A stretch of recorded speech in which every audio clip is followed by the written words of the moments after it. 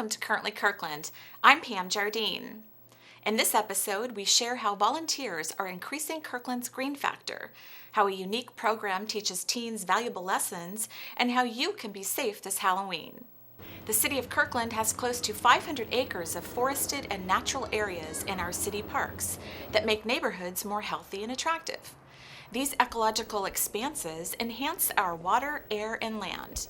And to help preserve these areas, a unique partnership was formed, the Kirkland Partnership. The partnership is a collaborative effort between the City of Kirkland, Forterra, other nonprofits, and an engaged community of volunteers who help to create a living legacy for the future of a healthy city. One person working towards that goal is Kirkland Green Steward Jody Galvan. I've been interested in nature and the environment since I can remember, since I was little, and my passion has always been around wildlife biology and wildlife habitat restoration. And so now living in the city and being in the city, I think it's really important to take care of our urban wildlife habitat and keep that in as good of condition as it can be in. And then the best is to see people, families, community members out enjoying those spaces and connecting with nature. I think it's really important for people that live in neighborhoods and cities to be able to have a little time in a natural area and get a chance to reconnect with trees and the soil and our fish and wildlife species that are native to this area and just have some peaceful time in nature. In 2014, volunteers dedicated over 8,900 hours to 250 events, which has made a lasting impact to Kirkland's forest health. You can join the partnership and participate one time, multiple times, or overtime. Either way, you'll have a great sense of accomplishment. Behind me, you can see very thick Himalayan blackberry that's growing, and I think it's really important to point out that having those thick, dense, in this case thorny, invasive weeds are part of what make our forested natural areas less inviting for people to be out and to enjoy. Whereas here, where I'm standing, you can see that the area has been cleared of the blackberry and that we have a lot friendlier native plants growing. And you can just see that this particular site is much more open, it's much more inviting. You can see around you. This is something that's also an important safety feature for people to be able to feel like they have some knowledge about what's happening in their environment around them. And so if I had volunteers here, we would continue to remove the really thick, dense, invasive Himalayan blackberry that's growing and preventing our native plants from being able to thrive in this area. We would likely put mulch, woody mulch, around the native plants that we have planted in the cleared area. That's going to help them retain moisture and reduce weeds from regrowing. And so if you were to come back here in 3 or 4 years, you would see these trees being a lot bigger. You would see, depending on the time of year, some beautiful, dainty little wildflowers growing on the ground, and you would see nice native shrubs that are bearing edible fruits. Those looking to make a greater commitment can become green stewards. These super volunteers plan restoration events and educate members of the community. Katie Cava, Kirkland Green Partnership Program Assistant, explains more. A lot of the work that we do on the ground is based on a steward model, and so the way our program works is that we have 3.5 permanent staff, and we support 26 active stewards, and what that allows us to do is multiply the amount of work we can do on the ground. And so last year, 90% of our volunteer events were led by stewards. We use trained volunteers and give them ongoing training, and so that's another thing that I do is give them training on plant ID and best management practices, and then fun things like ethnobotany, and make sure that we are all on the same page, we being city staff and the volunteers and the stewards, on what we're going to do in a park. So I think it's really important, and I think that when it's done well, it makes our program more successful because our stewards feel really supported and empowered, and they know what they're doing.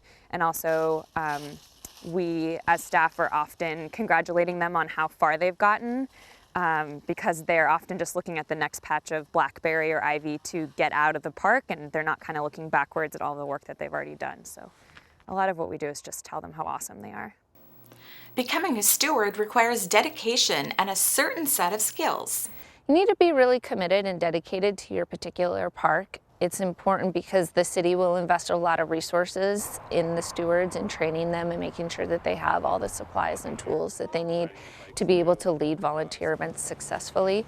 So it's really, it's something that ideally you've got a person who is going to be staying in that geography for a while, is going to be committed to that particular park site and excited to learn more about restoration techniques, really engaging and happy to work with a broad range of people, young people, old people, people that have never volunteered doing something like this before. So you really need to be open and engaging and excited to learn and committed to your park. We want our stewards to be passionate about something. So sometimes our stewards are really passionate about building community.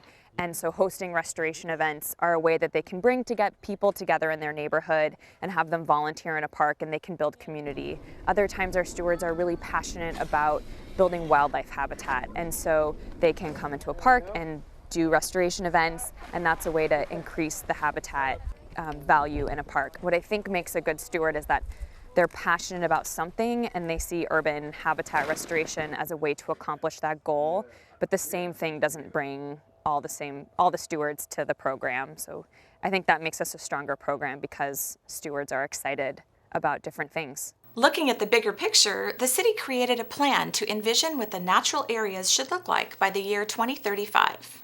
In 2008, City Council approved our first forest and natural areas restoration plan, and that is essentially a high-level plan that guides our program. So it doesn't get down to the specifics, like in Crestwoods Park, we're going to remove ivy here and plant Douglas fir trees here, but it guides how we need to grow as a program. So in 5 years, this is where acreage enrolled needs to be, this is how many volunteer hours we need, this is how much funding we need, and it projects that out to 20 years, with the goal being that we would have our over 300 acres in restoration at the end of the 20 years.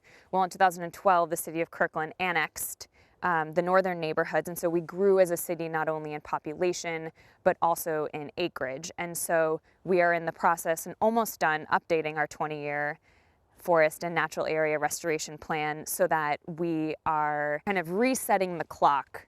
So we're starting at 0 years and going out another 20 with the goal of restoring the acreage we had plus the 115 acres we added into our natural area portfolio. Getting involved is easy and fun. Even dedicating a few hours can make a positive impact. I would say just give it a try. Just come out to a volunteer event. Pick one that's not a really long event. A lot of us have events that are only 1 or 2 hours long, which is a great way to just give it a try. Come out in the winter and plant a tree, plant some native shrubs with us, and then come back in the spring and see your little native plants and trees growing. It's really exciting, it's really motivating, and I would be surprised if it didn't inspire you to get out there and try it again. To get involved with the Green Kirkland Partnership, go to greenkirkland.org. The Green Kirkland Partnership is one of many volunteer opportunities offered by the city. You can visit the city's volunteer webpage at kirklandwa.gov/volunteers for more information.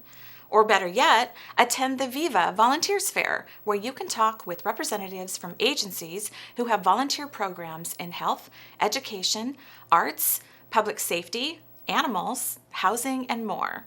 The event will be held on October 24th from 10 a.m. to 2 p.m. at the Peter Kirk Community Center. Most people don't enjoy receiving a traffic ticket. For those who are in high school, the experience can be even more upsetting. Through a unique program called Teen Traffic Court, Kirkland youth who are ticketed in Kirkland with a moving violation can plead their case, not to a judge, but to a jury of their peers. Teen Traffic Court is an opportunity for teens who have committed a moving violation in the Kirkland Municipal Court's jurisdiction for them to come to court and have an opportunity to kind of explain their side of the story and explain it to a panel of peers. And I mean, they admit that they committed the violation, and it gives them a chance to learn from their mistakes without it going on the record. And I think that's a huge part of why we started Teen Traffic Court, is because driving, especially for teens when we're just starting off, is a learning process. And so if you mess up, we thought it was important for them to have an outlet in which they could learn and not just feel the full brunt of the law. Student respondents are able to schedule a date and time for their appearance at the Kirkland Municipal Court. When their court date arrives, respondents are able to tell their story in hopes of receiving a reduced fine. And I got really confused, so I ended up having to turn, I think, right, and I was continuing on a different road, and it looked, because I'd never been in that area before, so it looked identical to the 40-mile-per-hour road. And then my GPS started acting weird, and I was looking at it, and I wasn't paying attention to the speed limit. I thought it was 40 because the road looked the same, so I was going 40 miles per hour, and that's when the police caught me. The peer jury is able to ask questions of the respondent before leaving the courtroom to discuss the case. Looking over the evidence, the entire jury, which can be as many as 9 members, must agree on a proper consequence. This can sometimes be a challenge, and jury members must provide an unbiased conclusion. One thing that they did drill into you in driver's ed, you assume it's 25 miles per hour, especially in a residential area, but you can't assume that it's 40 miles per hour, especially if there might be kids going around and there's people at risk. The jury has a number of options it can impose. They can reduce the ticket cost, assign community service hours, or a combination of both. They want to make sure that the respondents learn a lesson, but also that the costs don't create an undue hardship for busy and financially strapped students. So we have decided to reduce your ticket to $50 and 14 hours of community service. Just some words of advice. We recognize that you were disoriented in this situation, but part of driving is being aware of your surroundings and making sure that you know where you are, what the speed limit is. As long as the respondents follow through, the ticket will be removed from their permanent driving record. Although stressful, often respondents are grateful for the decision handed down. I think it's really nice. It teaches kids good judgment skills. I think that's really important, and it allows them to see other people's mistakes. And also, I assume that these people have learned not to do certain speeding and stuff like that from just watching our cases and stuff. Teen Traffic Court not only teaches those who violate traffic law valuable lessons, it also teaches those who volunteer about being a jury member or even becoming a judge. That's what we do here. We help people improve from their mistakes and learn lessons. I've been doing this is my 3rd year. I've done 2 other full years as a traffic court juror, and I've seen anything from just tickets to car accidents. I decided to do this because I thought it was a really, really interesting way of seeing how everything here in Kirkland works, and I thought every time I'm driving, I want to know how, if I get into some sort of accident or a ticket, how I can make up for that. The court volunteers are made up of dedicated members of the Kirkland Youth Council. I decided to get involved in youth council because I wanted to have an opportunity to give back to the community. I saw a lot of things that I wanted to take a part in, and I didn't necessarily know how.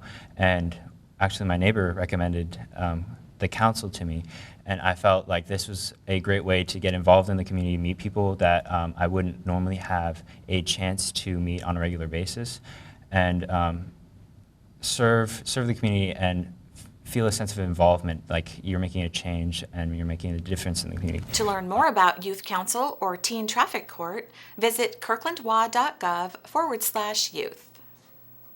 Halloween is coming up soon, and although it's filled with fun and treats, we wanted to remind children and adults to be safe. Kirkland Police Department's Neighborhood Resource Officer Audra Weber has these great tips. Hi, I'm Officer Audra Weber with Kirkland Police Department, and here's some tips for the Halloween holiday season. Proper crosswalk procedure is first when you approach the intersection, any child under the age of 12 should be accompanied by an adult. And as you get to the crosswalk, look both directions and make sure that all vehicles have come to a complete stop and you've made eye contact with the drivers before entering the intersection. One of the best practical safety tips would be make sure that you have proper reflective, either could be these great glow sticks, reflective aerosol spray, proper lights, reflective tape, and just any sort of attire on there that can be seen by the public. Carry flashlights is also a great idea. One of the biggest things that we see are costumes that kids wear where they cannot see, such as this. Angry Birds here, I'm not sure if you noticed, but the eye holes are these tiny little dots right here, and I don't even think I could see that as an adult, let alone a kid.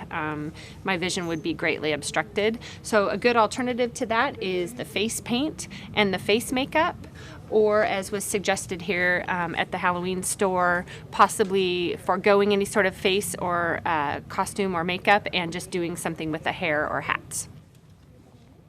One of the first things that I would do when your kids come home is to check all the candy that they've got, their loot, so to speak, and make sure that it's all closed packaging and the original packaging that came from the manufacturer, not homemade goodies. These tips are not just for trick-or-treaters. Drivers should be equally as cautious. Drivers on Halloween, first thing you need to do is you need to slow down. And particularly when you're in neighborhood residential areas, slow down and be aware that there are a lot more children out and about than there normally is, and that they are going to be in low lighted areas and could dart out from different driveways and homes. This year, daylight savings time ends the day after Halloween. Be sure to set your clocks back 1 hour and be cautious while driving. With daylight savings time approaching, drivers and pedestrians need to keep in mind that they need to slow down, they need to be alert and not distracted while they're driving, cell phones and messing around with different things in the vehicle, and be aware that vision is hard during the twilight hours. Thank you for listening to our safety tips, and hopefully you'll have a safe and happy Halloween. Woo! High fives! We're happy that you decided to take some time to watch this episode and learn more about your city. Currently, Kirkland can be in the palm of your hand. Subscribe to Kirkland Television on YouTube. We air on KGov and KLife. Send us your news tips, story ideas, and suggestions to kirklandtv@kirklandwa.gov.